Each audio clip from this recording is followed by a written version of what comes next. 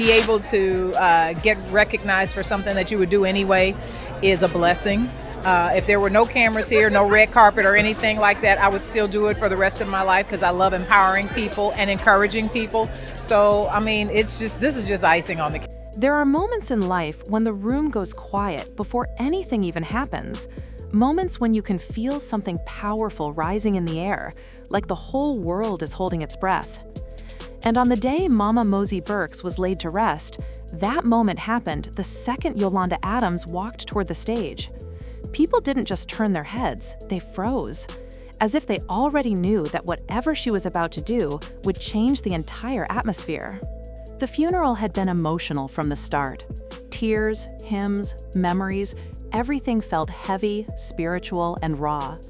But when Yolanda entered, everything shifted. It was like the lights in the building softened, like the music paused, like the crowd instinctively recognized they were about to witness something unforgettable. People whispered her name under their breath. Hands reached for tissues. Even those who had promised themselves they wouldn't cry again felt their hearts tremble.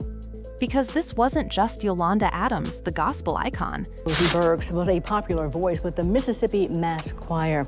She passed away today. Now people are remembering her life and her legacy. This was a woman coming to honor someone who had shaped her faith, her sound, her spirit. Someone she had admired long before fame, long before awards, long before the world knew her name. And as she walked up with slow, steady steps, you could feel the weight of everything she carried. The grief, the gratitude, the memories, the love. No one knew what she was about to do, but everyone felt it coming. And here's the thing, when grief meets legacy, when love meets music, when spirit meets silence, something extraordinary happens, and that's exactly what unfolded next. Before we get to the moment that left the entire convention center in tears, let's step back and understand why this tribute mattered so much. To understand the power in Yolanda's voice that day, you have to know the woman she was honoring. Mama Burks wasn't just a choir singer. She wasn't just a church mother. Sometimes you are too close up on the problem to understand the why of the problem. And it's only when you take a telescope and back away from it, that's why most of us don't understand what we're going through till after we get through it. She wasn't just a member of the Mississippi Mass Choir. She was a living testimony wrapped in joy, wrapped in laughter, wrapped in a voice that could break chains and lift souls. For decades, she stood on stages big and small, sometimes before thousands, sometimes in tiny churches. But the reaction was always the same. People felt her, deep down, right where their faith lived. She started singing later in life, something that always inspired Yolanda. Most artists get discovered when they're young, but Mama Burks stepped into destiny in her 60s. And instead of holding her back, her age made her shine. It gave her music depth. It gave her voice history. It gave her testimony weight. She didn't sing from her throat. She sang from every storm she had survived, every heartbreak, every miracle, every long night where she had to pray her way out of struggle. 7 streams, so just in case one of them kind of dries out for a little while, you don't have a problem. And what I really wanted to ask you about was, do you think your character is a villain or an antagonist? Because I think when I saw the trailer, I feel like you're okay to be upset. I feel like you're more emotional. And she wasn't the kind of singer who needed fancy arrangements or rehearsed runs. When Mama opened her mouth, it was pure heart. Her joy was infectious. Her energy lit up rooms.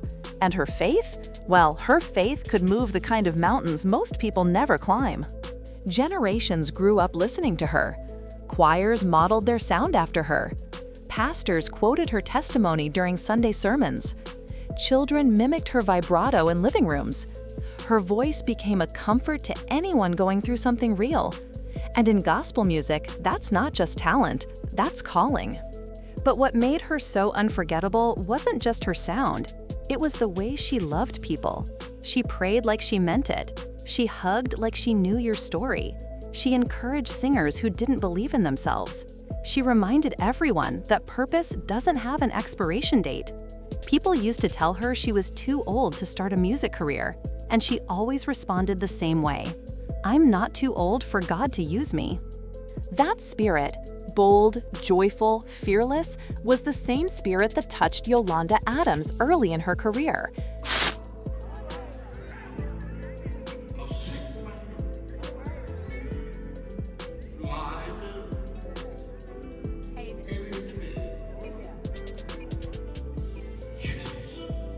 She would later share that Mama Burks made her feel seen, made her feel supported, made her feel grounded.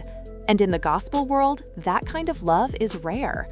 That bond, unbreakable. So when Mama Burks passed away at 92, the gospel world didn't just lose a singer, they lost a pillar, a matriarch, a symbol of faith that didn't waver even in the hardest seasons. Churches mourned, fans cried, choirs held tribute rehearsals that turned into prayer services, and people across the country knew this funeral wasn't going to be ordinary, it was going to be history. Inside the Jackson Convention Complex, the atmosphere was unlike anything people had experienced before. Thousands gathered in one place, united not by celebrity or fame, but by gratitude. People came from different states. Some drove for hours, some flew in overnight. Some brought their children so they could witness the moment. The sanctuary was draped in deep purple and gold, royal colors for a woman who had carried gospel music like a crown. Her casket sat in the center, simple and elegant, surrounded by 92 white roses. Everything was intentional. Everything felt sacred.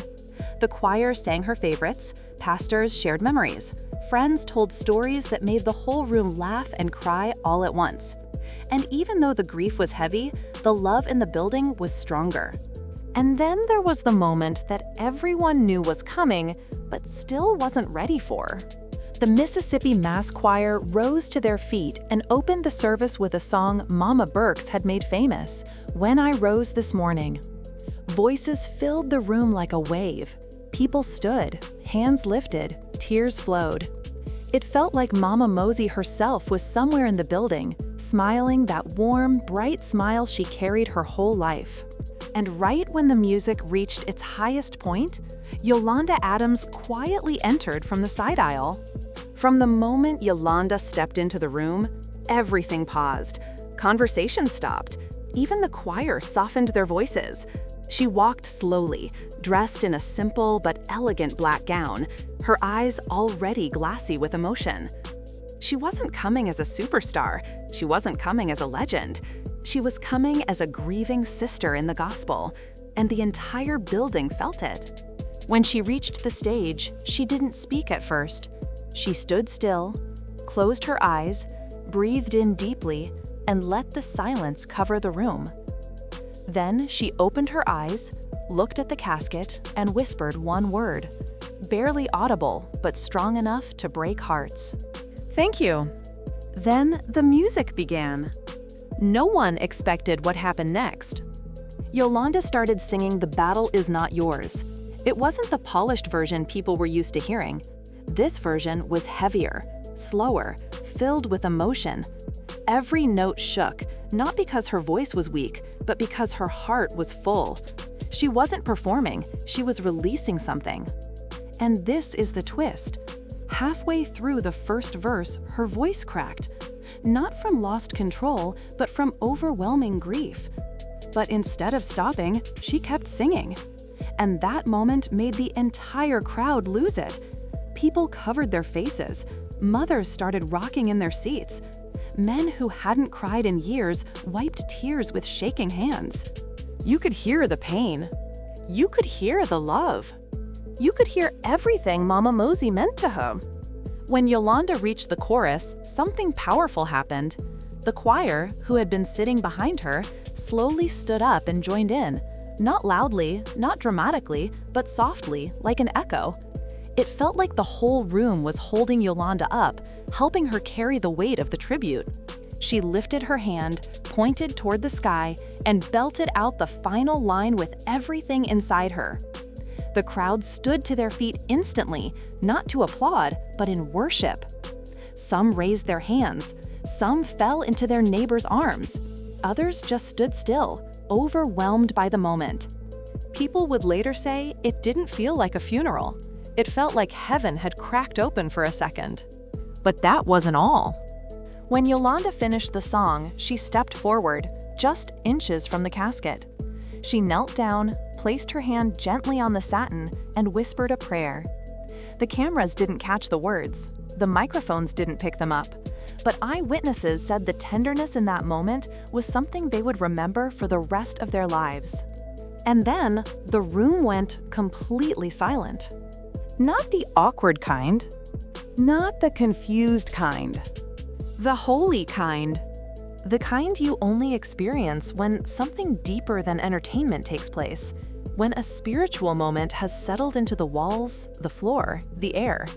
That's when people understood this wasn't just Yolanda paying tribute. This was a passing of the torch, a final gift, a goodbye filled with gratitude, respect, and love. But the emotional impact didn't end there. After Yolanda finished, several choir members broke down crying. Some leaned on each other for support. Even pastors who had led countless funerals couldn't hold themselves together. It was like her tribute had opened everyone's heart at once. Family members clutched tissues, holding on to memories as tightly as they could. Younger singers looked at Yolanda with tears in their eyes, realizing they were witnessing history, one legend honoring another. And for many in that room, it was a reminder that gospel music isn't just about singing, it's about healing, connection, legacy. People left the funeral, saying they had never felt anything like what Yolanda brought that day. Even those who weren't churchgoers felt something shift inside them. Her voice had done what Mama Burks had spent decades doing, lifting weary souls, bringing people together, reminding them that hope still exists even in loss. And that brings us to the ending, a moment people didn't expect, but one they'll never forget. As the funeral concluded, the choir prepared to escort the casket out. But before they moved, Yolanda stepped aside, wiped her eyes, and whispered one last message that wasn't on the program. She said, "Your work here is done, Mama. We'll carry it from here." Simple words, but powerful ones. Because that's what this whole day was about, carrying on the legacy, honoring the woman who had poured so much into so many, passing down the faith she lived with, the joy she sang with, the strength she modeled every single day. When the choir began singing "I'll Fly Away," Yolanda joined them, not in front, not in the spotlight, but in the line, singing shoulder to shoulder with everyone else. And that image, Yolanda Adams standing among the choir, not as a star but as a sister, that image became the memory people held onto long after they went home. In a world full of noise, drama, and chaos, it's moments like that, moments of unity, humility, and love that remind us what truly matters.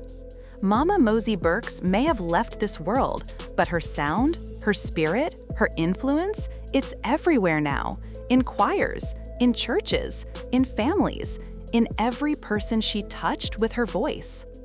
And thanks to Yolanda's unforgettable tribute, her legacy didn't just continue, it soared. If her music ever lifted you, if her voice ever comforted you, if her story ever inspired you, drop your favorite moment in the comments. Share the song that carried you. Share the testimony that healed you. And don't forget to like and share this video so Mama Mosey's legacy can continue touching lives just like she always wanted.